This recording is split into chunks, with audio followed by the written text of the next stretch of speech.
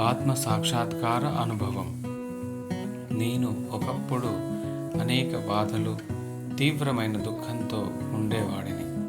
నా జీవితంలో ప్రశాంతత కోసం వెంపర్లాడుతూ ఉండేవాడిని. ఈ కష్టతర సమయంలోనే నేను ప్రతి ఆదివారము దోమలూరులో ఆనంద సోమ దీక్షా సమావేశాలకు హాజరు కావడం ప్రారంభించాను. కాలక్రమేణా నాలో గొప్ప మార్పును గమనించాను. నా సమస్యల తీవ్రత మునుపటిలా నన్ను ప్రభావితం చేయడం లేదు. నిజానికి నా యొక్క అనేక ప్రాపంచిక సమస్యలు క్రమంగా పరిష్కారం అవుతున్నాయి. సానుకూలమైన లేదా ప్రతికూలమైన ఆలోచనలు నా ప్రశాంతతకు భంగం కలిగించకుండా నాలో వస్తూ పోతూ ఉన్నాయి.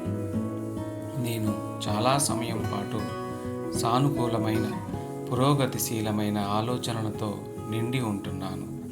నాలో తిరోగమనపు ఆలోచనలు అప్పుడప్పుడు వచ్చినప్పటికీ అవి కొంచెం సమయం మాత్రమే ఉంటున్నాయి. అసంకల్పితంగానే స్పష్టత మరియు పురోగామి కారకమైన పూర్వస్థితికి మరలా చేరుకుంటున్నాను. పరంలో నేను ప్రశాంతత మరియు నిశ్చలతతో నిండి ఉంటున్నాను. పరంజ్యోతి దివ్య ఉనికిలో నేను మరింత ఎక్కువగా ఓలలాడుతున్నాను.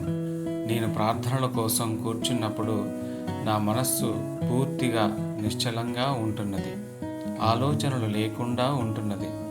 నేను ఒకలాంటి భావాతీత అనుసంధానతను అనుభవిస్తున్నాను.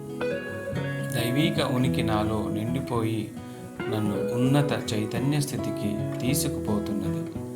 ఆనంద సోమ దీక్షలు, వివిధ ఆధ్యాత్మిక ప్రక్రియలు మరియు శక్తివంతమైన హోమాలు ఇవన్నీ నాలో అద్భుతమైన పరివర్తనలకు కారణమయ్యాయి.